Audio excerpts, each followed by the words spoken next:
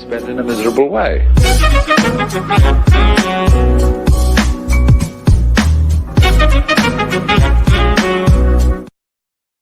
U.S. News Opinion: Democrats lining up for 2020. The New York Times. Readers debate who would be the strongest contenders and discuss how Joe Biden and Beto O'Rourke each reached across party lines to a Republican. To the editor.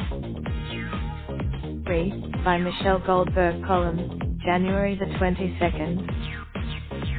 After the total disaster of Trumpism, America needs and deserves the empathy, compassion and fair-mindedness that only a woman can bring to the Oval Office. While I would vote Kamala Harris, Elizabeth Warren, Kirsten Gillibrand and most likely Amy Klobuchar are all capable candidates, and I expect there will be other women who will enter the fray.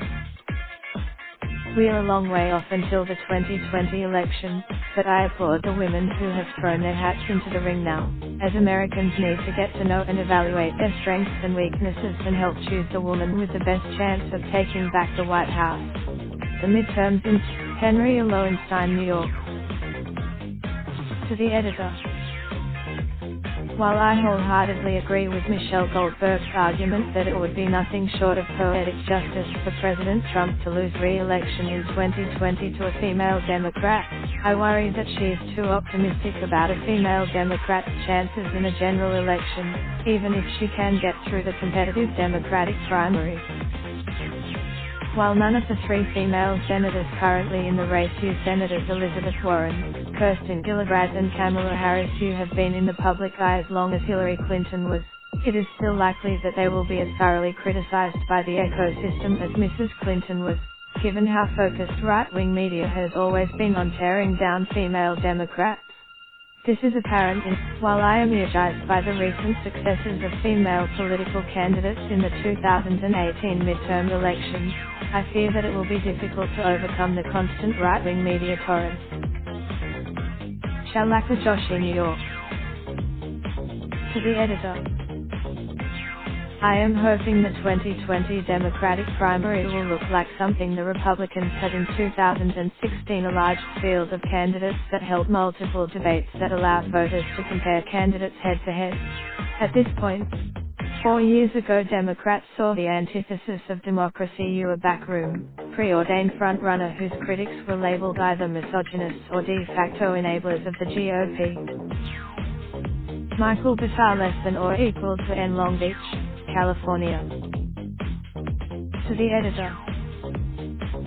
Front page, January the 20th, portrays Beto O'Rourke as at best disloyal for complimenting but not endorsing a Democratic candidate in a Texas congressional race, while refusing to oppose Will Hurd, the Republican candidate.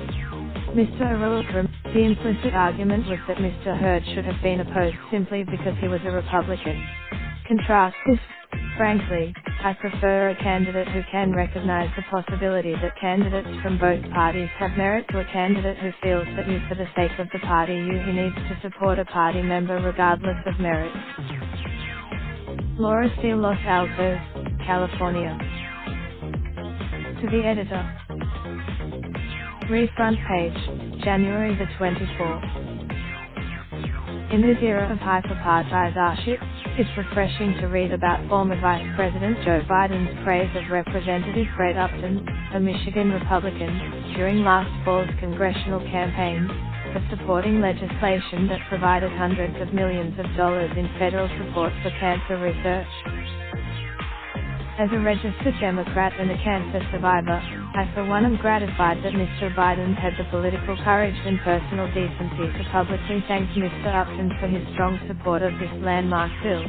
This is just the thought. Robert Sachs, Boston. To the editor. We are missing the importance of Joe Biden's appearing to support Fred Upton in his speech.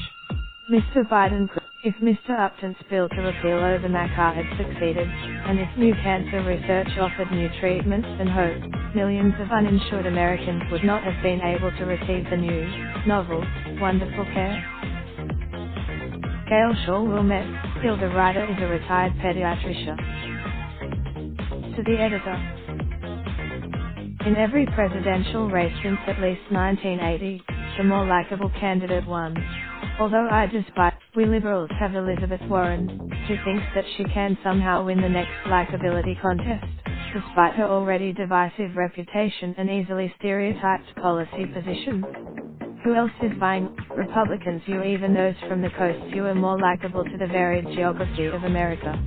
Democrats, Senators Warren, Booker, Harris and Gillibrand won't win, and they'll draw Democratic resources and attention from someone who can.